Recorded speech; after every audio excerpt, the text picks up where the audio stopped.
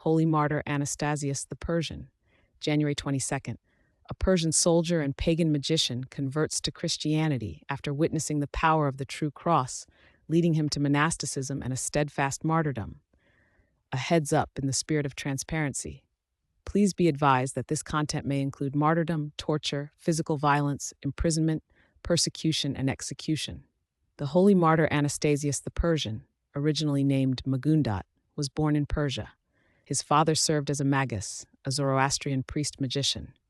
Magundat entered the army of King Chosroes II, who reigned from 590 to 628, during a period of conflict with the Byzantine emperor Heraclius. In the year 614, King Chosroes' forces captured the city of Jerusalem.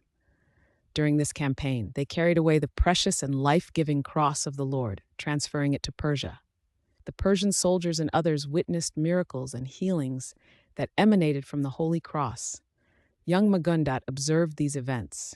He began to study the Holy Scriptures, the prophecies concerning the incarnation of God, the cross, and the resurrection of Christ made a profound impression upon him. A commitment to Christ developed in his heart. He resolved to abandon his pagan faith and his military career.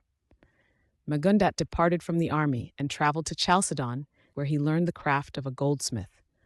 From Chalcedon, he journeyed to Jerusalem with the intention of being baptized. Patriarch Modestus received him into the Christian faith. During his baptism, he received the name Anastasius, meaning resurrection, signifying his new life in Christ. Following his baptism, Anastasius felt a calling to the monastic life. He entered a monastery in Jerusalem, placing himself under the spiritual guidance of Abba Justin. For 7 years, Anastasius lived an exemplary life within the monastic community. He practiced prayer, obedience, and humility, distinguishing himself in his monastic labors. During this time, he read the lives of the holy martyrs. These accounts inspired in him a desire to suffer and die for the Lord. Anastasius confided his spiritual desire to his Abba, who blessed him to pursue the path of martyrdom. He first prayed at the holy sites in Jerusalem. After this, he traveled to Caesarea of Palestine. In Caesarea, Anastasius openly spoke against the local Persian pagan beliefs. Consequently, he was arrested and brought before the governor, Marzaban. Before the governor, Anastasius confessed his unwavering faith in Jesus Christ as the one true God. He denounced the Zoroastrian religion of the Persians. For his confession, Saint Anastasius was subjected to a series of tortures. He was beaten with rods. He was hung by one hand with heavy stones tied to his feet. He was chained among other prisoners who were compelled to perform grueling labor. The governor, observing Anastasius's resolve, sent a report to King Chosroes. The king became enraged that a former magus and soldier had converted to Christianity.